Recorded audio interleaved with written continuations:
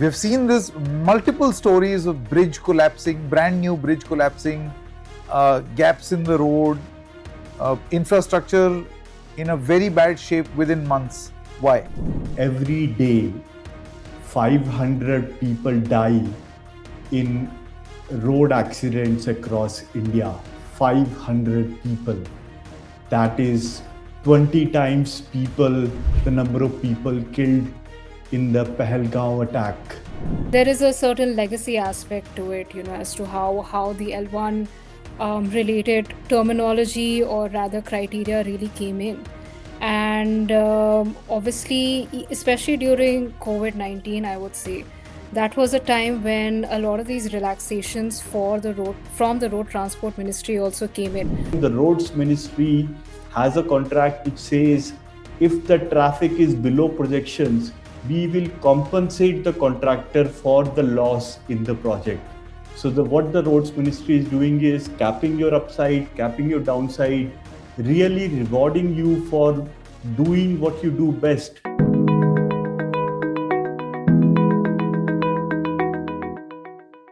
Have you ever stopped and asked yourself, why is the infrastructure around me so bad? Fine, I can understand an old building, an old road, repeatedly going through renovation, that being bad. I understand it requires a certain amount of maintenance. But what about brand new roads? Roads barely 6 months old. Suddenly you would see iron girders showing, you would see the tar ripping off in a state of utter disrepair, and that leading to accidents, even death. Take the case of Sector 150 Noida, the death of techie Yuvraj Mehta, where a road suddenly took a 90-degree turn and a construction site which had iron pillars below was filled with water, giving you the impression of it being a lake. Nobody could enter that pit to rescue Yuvraj Mehta. Why are we building not infrastructure but death traps in our cities and villages? Well, this is a very significant question. At the end of the day, this is taxpayers' money. Why is the taxpayers' money being spent in building not world-class but atrocious infrastructure? We attempt to ask this question and also seek answers where in the process of government contracts there could be a fault, and how is this being rectified. I would like to welcome Mr. Anuj Gupta as well as Arshi Tirke. Thank you very much for joining us, Anuj as well as Arshi. Anuj, let me start with you first.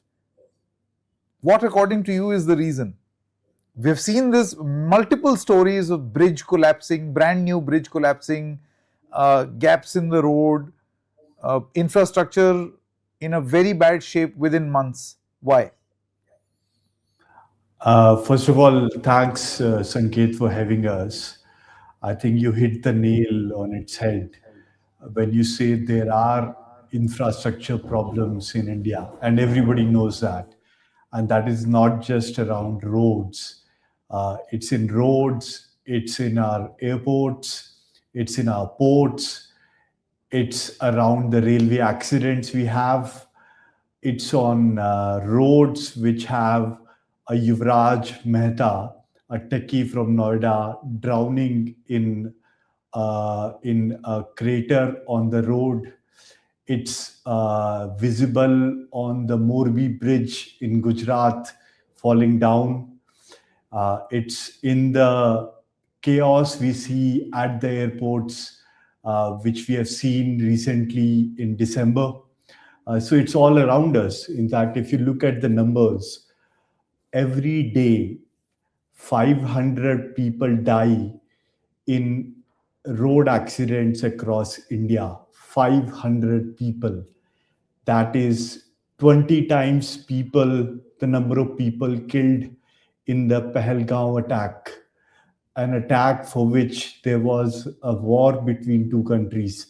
So we fought a nuclear country for 26 people.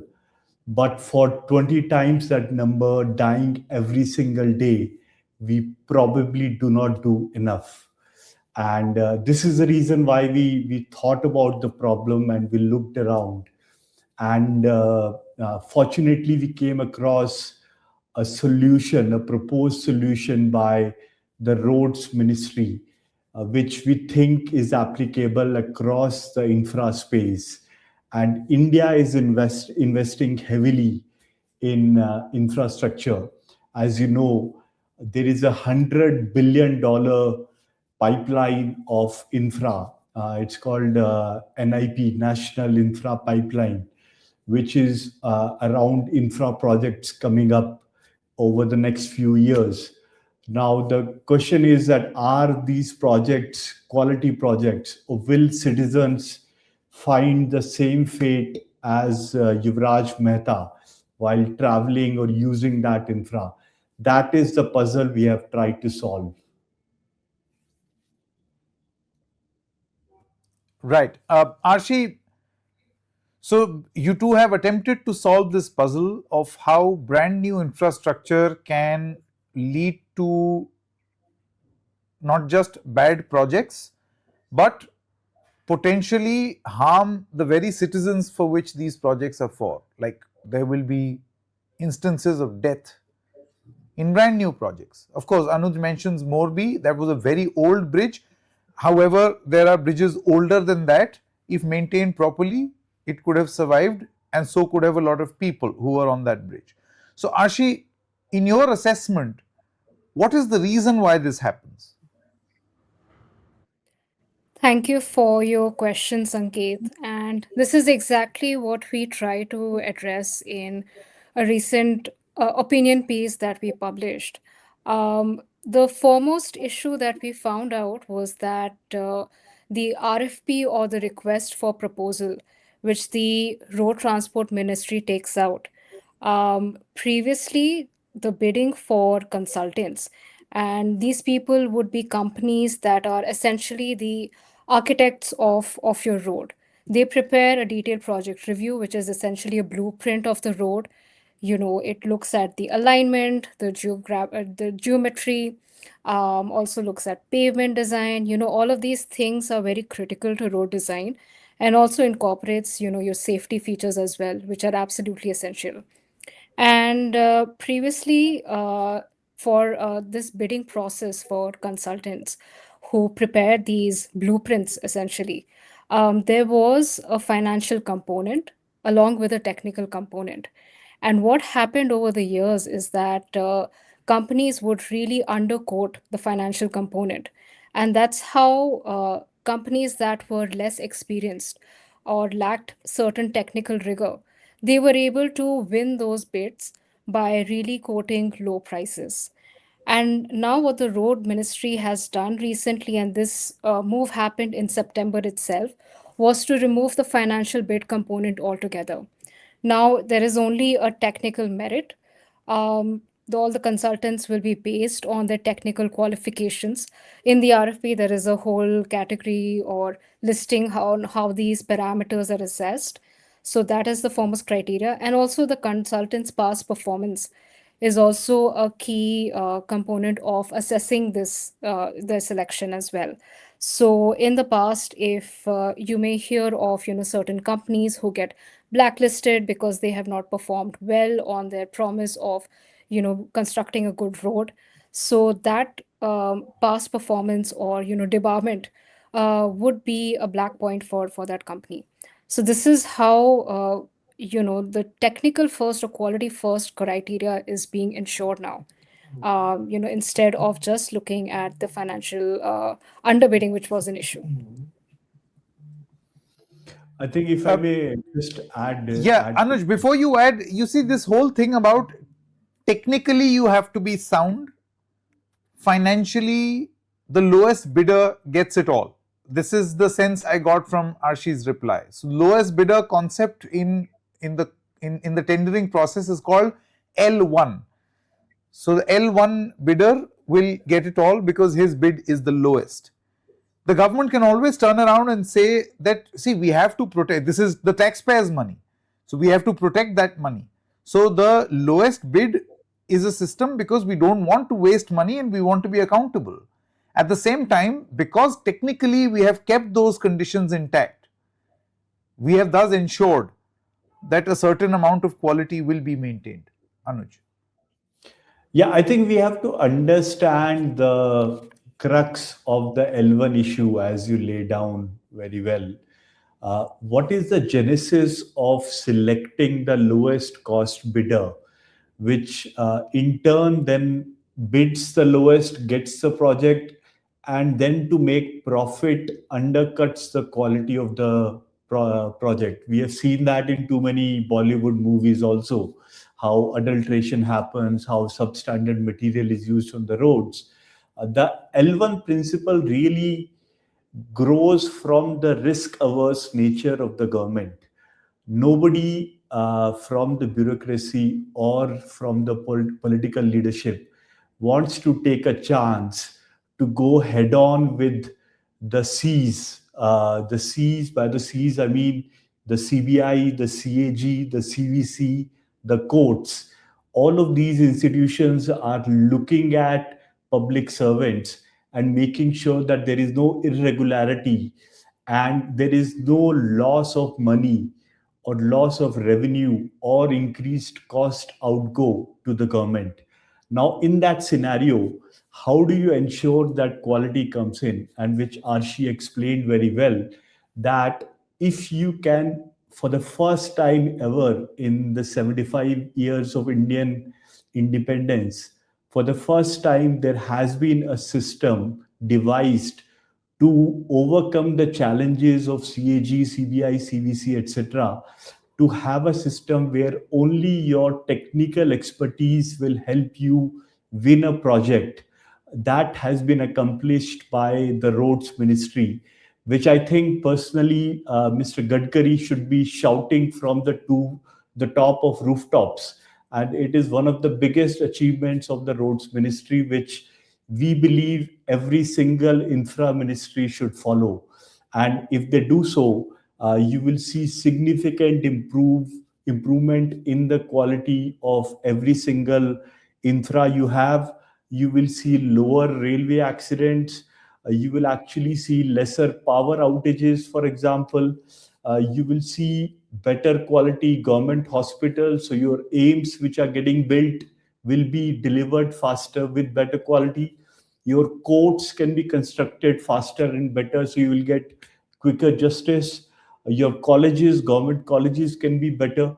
I can go on, but you can understand that how wide the impact of this is on every single facet of our life.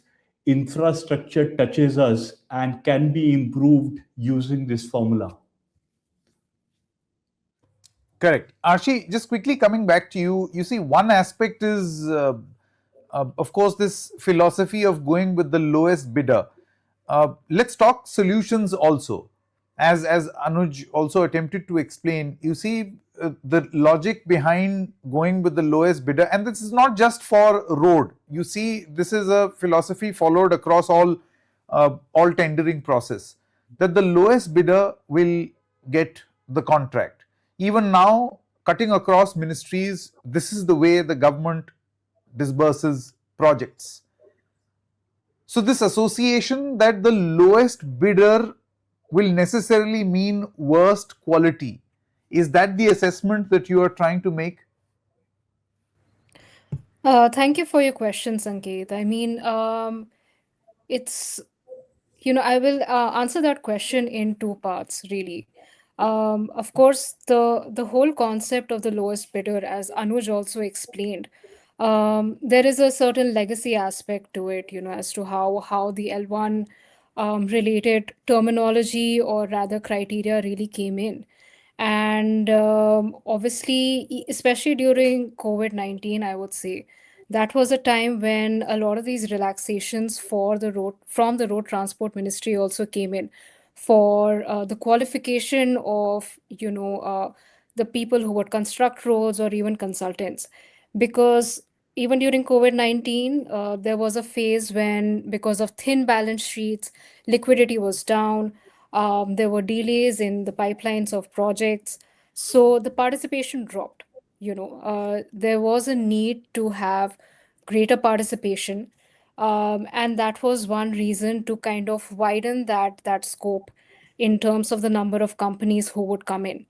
And the greater the number of companies, I mean, it kind of gives that opportunity to access, to compete, to really put in for companies to really build up on their own credentials of winning projects with the government. So it's obviously not something that each of the lowest bidder would necessarily be bad in terms of how they perform. The intention also was to just widen that opportunity for companies to come in. But the reality of this situation is that there are firms who, for instance, let me go back to the example of DPRs, which I said would be the blueprint of a road project. There were instances where you would have consultants, just reusing the template that they used for previous projects, even if, let's say, the site was based in different cities or a different state. And that is a way to reduce cost, and that led to underbidding. And that was not the right approach because, as diverse as India is, even our geography is pretty diverse. You cannot have the same kind of DPR or blueprint that you use for a road in, let's say, Kerala, where there is heavy rains, in, let's say, Rajasthan. So that is the issue where the L1 criteria, the lowest bidder criteria, can't be the only thing that is looked at. You have to look at the technical merit of the bid. Anuj, I now want to ask you, both of you, one by one, to address the other elephant in the room as far as ordering contracts are concerned, or qualifying in a bid to build infrastructure, and that is kickbacks. We know that lowest bid is, of course, one dynamic. The other is that even when a project is cleared, many contractors accuse governments, or the opposition accuse governments at various levels of kickbacks being offered, some ranging from 22% to 40%. You've seen the Karnataka accusation. There are accusations in other states as well. Anuj, do you feel that this too contributes in bad infrastructure? If I have X amount of money allotted to construct a project, and if I am to provide 40% of the money to go as kickbacks back into the government, and not the government, government representatives in their private fund, then it will speak volumes of the sort of infrastructure I will build. Anuj. I think I will try to address this query by talking about two things. Number one, if you look at basic economics, if you look at demand and supply, and you match the two, economics says that a firm will be able to supply at the marginal cost, which means that the profits will be very limited because of competition in the market. So if somebody is paying a bribe, where is that money coming from? It obviously means that they are making supernormal profits, and they can share some part of those profits with either the politicians or the bureaucrats. Now, that system of surplus profits is driven by substandard work. So you compromise on the material which goes into the infrastructure, and you make money from that. Part of that you give as bribes. Now, in the modified system of roads ministry, the consultant who is in the project oversees the project, designs the project in such a manner that you are forced to put in quality material, you are forced to give quality labor to the project, and then there is no supernormal profit available with you to actually bribe the bureaucrats or the politicians. This is the beauty of this solution. So it actually solves many problems in one go. And bribery, we have to understand the root cause. The root cause of bribery is not just greed, it is the system's inefficiency. It's the system's capacity to create abnormal profits, which has to be curtailed through competition and high quality oversight. I would second Anuj, especially on the point of having that efficiency built into the system as well. Of course, there has always been talk of having transparency. Digitizing processes is something that helps inculcate that into the system. And of course, if again to Anuj's point of not having those supernormal profits can be curtailed through the process itself, that is one step of the way. However, I would definitely add to that by saying that having those efficiencies in the system specifically, having those paths and processes which can curtail these kind of backdoors, that would be very critical to ensuring that those kickbacks are not the way forward for a company to win a contract. Yeah. My final question, Anuj, how can governments course correct, whether it is central government projects or the state governments? What is the course correction that can be done as far as the awarding of these contracts are concerned? You just mentioned by building a more efficient method, you would be able to ensure less, I won't say no, but less kickbacks or less issues of kickbacks, and also better quality infrastructure. What I'm sure every government wants. No government wants to be remembered or its legacy to be horrible, horrible quality infrastructure. Again, 2 points over here. One is what we have spoken about is primarily about the intermediary or the consultant who oversees the infra project, and you can solve that problem by looking at the roads method, which is approved by CVC, CAG, and what is called the GFR, General Financial Rules of Government of India, which determine how procurement happens. So it's a ready formula for all the states, all the central governments. But the roads ministry has really gone beyond just the consultant. If you look at their contracts, they have contracts for the end contractor who builds the infra. They have modified those contracts also to save the contractors from both the downside and the upside of the project. So the upside I spoke about, they will limit the abnormal or the supernormal profits of the contractor. Suppose, for example, you know this very well. If I'm building a road, my projection of the traffic on the road determines how much money I will make, and accordingly how much I will bid the project for. Suppose the road's traffic is less than what I project. Now, the basic principle in infrastructure is that the risk should be taken by the party who is most capable of taking that risk. Now, in this particular case, the traffic growth, the risk of traffic growth should ideally be taken by the government, because government determines how infrastructure around the road comes up, how the townships around the road come up. That determines how much traffic will be on the road.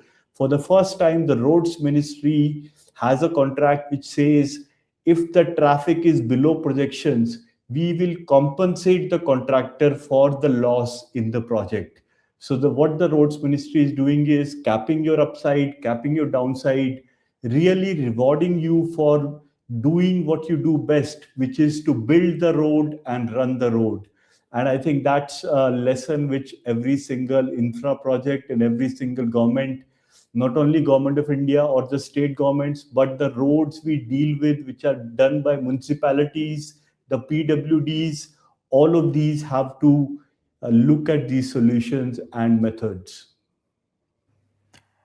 Yeah, the sooner this happens, the better, because we have seen, all of us have seen headlines, say for instance from Mumbai, where a flyover started construction on one side, started construction on the other side, and then there was a gap of many feet between them where they were supposed to meet.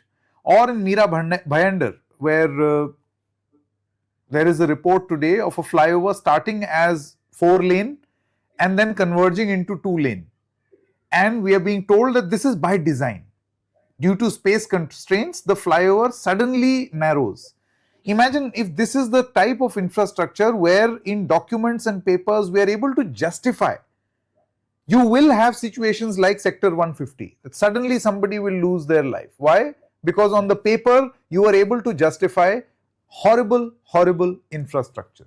Arshi as well as Anuj, thank you very much for joining us and giving us some clarity as to what is the way forward. How can we build infrastructure to last? Thank you very much.